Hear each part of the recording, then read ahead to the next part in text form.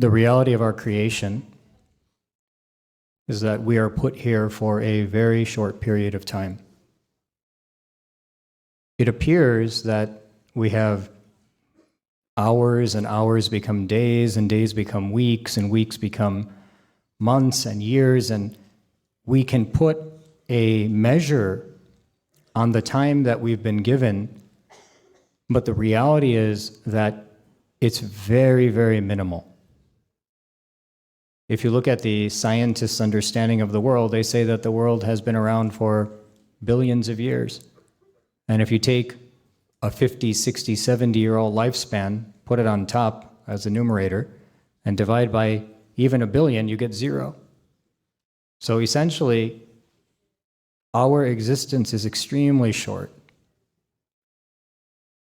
The only responsibility that we have while we're here is to do as much good as possible, to worship Allah, do as much good as possible, and to avoid the things that displease Allah. And after we pass from here, there will be a day of judgment. And on that day, all of us will stand before our Lord, and we will have to judge for our deeds. There's no exception. No one can escape it. Every single millisecond of our existence is being recorded, and we have to answer for each and everything that we did.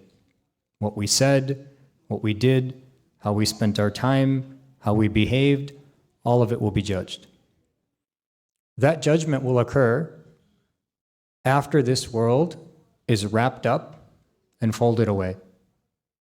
You know, when a bunch of people play a board game, you see kids, they play Monopoly. Everybody puts out the board, everybody hands out the money, people get excited, hey, I got 7, I got 5, I got 10, I got this property, I got that property. And at the very end of the game, what happens? You fold up the game and you put it away and you go back to reality. One day, this whole world, this is a game board. We're in a game right now. This whole world will be folded and we're going to go to a reality. And that reality will be that we will face our deeds. Now the question is, when is that day coming? When will the game be folded and everyone will have to stand and answer for how they played? No one knows the answer to that. No one knows when the final hour will come, and it's when the final hour comes that will set in motion the events that will lead to the day of judgment. But the Prophet ﷺ did give us some warning signs that will help us to appreciate when that day is closer. So we don't know when it's going to happen, but there are some signs that he provided us to help inform us when that day would be approaching, as it approached, signs that we could see along the way. Just like when a person makes a journey, they see certain signs. And one of those signs is explicated in the hadith on the screen. Here the Prophet ﷺ is saying, Inna min ashrat as-sa'ah, verily from the signs of the final hour. So let's pause right there. We talked about the final hour, and we talked about the fact that nobody knows when the final hour is, but there are signs, and those signs can help us to identify that it's closer and closer. And then the Prophet ﷺ gives one of the signs. And what is one of the signs here? أَن يَتَبَاهَ النَّاسِ, that the people will boast fil masajid, in the construction of the masjids. What will happen as you approach the end of time is that people will begin to compete with one another in building masajid. They will compete, how big can my masjid be? How expensive can the chandelier be? How intricate can all of the artwork be? All of the decorations be? And that will be a sign that we're approaching the hour. Now that's very strange.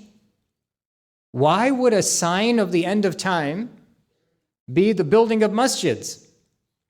Because although the masajid are being built, it's a warning and a reminder to all of us that the purpose of the masjid is not the structure of the masjid, it's what happens in the masjid. We can build a big, beautiful masjid. We're not going to get any credit for that. The purpose of the masjid is not to compete to see who can build the most beautiful masjid or to make the masjid so beautiful that everybody forgets about the purpose of the masjid. There's a purpose to the masjid. The purpose of the masjid is that when a person comes into the masjid, it should be a sanctuary where they disappear from the world. They come into the remembrance of Allah. It's a place where they're reminded of what's important in life. It's a place where they can come and seek forgiveness. It's a place where there's the worship of Allah, there's the reminder of the Quran, there's the knowledge of the deen. All of these things are what make the masjid. So the moment that the community begins to bring the outside materialism into the masjid, that's actually going to be a mark against us, not for us. Even though we're building masajid, it's going to be a mark against us because we will have lost sight of the essence of the masjid to begin with. So it's very important for us to appreciate a few things from this narration. Number one, there is a day of judgment. Number two, no one knows when it will be. Number three, there are signs that the Prophet ﷺ gave concerning how we can understand that it's become closer in its approach to us. And those signs are signs that should hearken us to things that we need to be careful about. So we need to be very careful to become too superficial in the way we approach our deen and to lose the depth of it.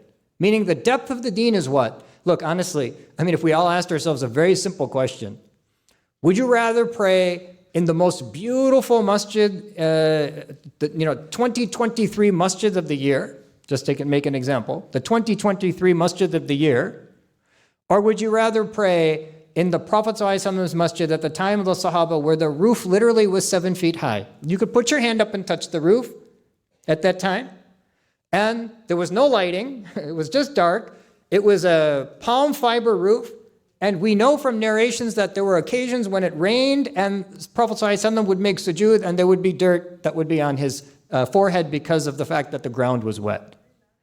Think about that masjid and how it forms the foundation of everything that we do today. We're just a franchise of that masjid.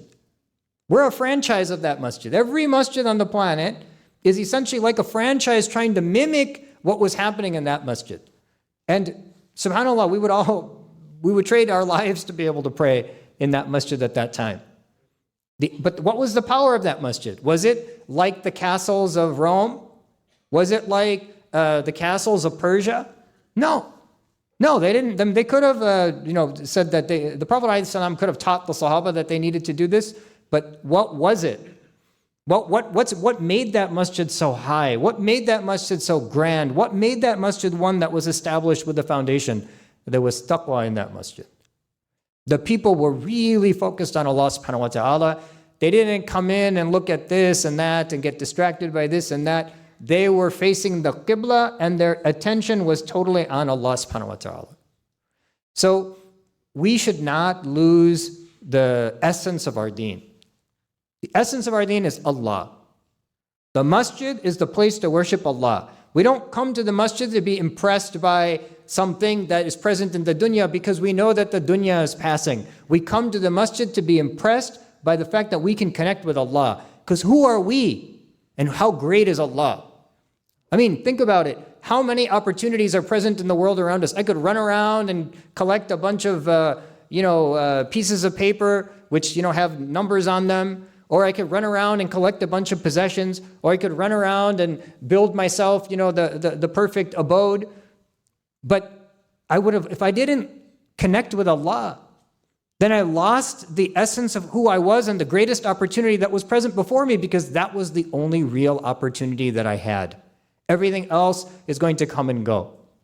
So even in the masjid is like this protected fortress, which should be solely for the sake of Allah subhanahu wa ta'ala. When we come here, we leave behind all of our garbage, we leave it at the door. We come in with sincere hearts. We come in with love for one another. We come in seeking to rectify ourselves, to change our lives. We know that this is a place where we can come, where we'll be accepted no matter how dark our days are. Doesn't matter how dark the days have become, we can always be accepted when we come to the masjid. And the masjid should be seen as a place like that. It's not a place that you come to visit to look at the chandelier, or come look at the calligraphy, and we're visiting the masjid, but we lost sight of the whole purpose of the masjid. There's a purpose to the masjid. We should fulfill that purpose in the masjid. It doesn't mean that the masjid can't be nice. It doesn't mean that the masjid can't be comfortable. It should be nice. It should be comfortable. It should be a place that people can come in and feel inspired to do what they're trying to do, not distracted away from what they're trying to do. Like I can tell you, I'm a professor at a university, and they have some buildings. You go into the buildings, you feel like doing a PhD. PhD is like a high-level study. And you walk into the building and you just say, wow, I wish I could be like a student here. I could work in a lab. I could do a PhD. And they're really simple buildings. You don't go in there and they're like distracting you with all this like, chandelier and this and that. They don't look like that. They're very, very simple buildings, but they design the buildings in such a way that when a person walks in, they feel like they want to be a student. They feel like they want to explore the world. They feel like they want to understand something, learn something. They're inspired. Put it that way. They're inspiring. They don't inspire to the past. They're inspiring you to tomorrow, to what you can be, to what you can be. So the same way, the masajid, they should inspire us. Not to yesterday, we had these victories yesterday, and this is what we were yesterday. It should inspire us to become who we need to be tomorrow. Of course, there's a tradition that we're connected with from yesterday. But when we come into the masajid, we should be inspired to become the best version of ourselves. So, again, very simple. There's a day of judgment.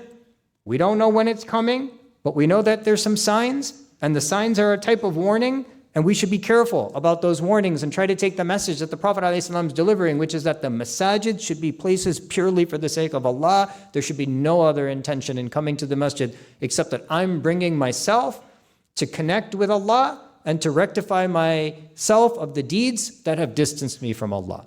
And this is the power of the masjid. Everything else is superfluous and is a distraction.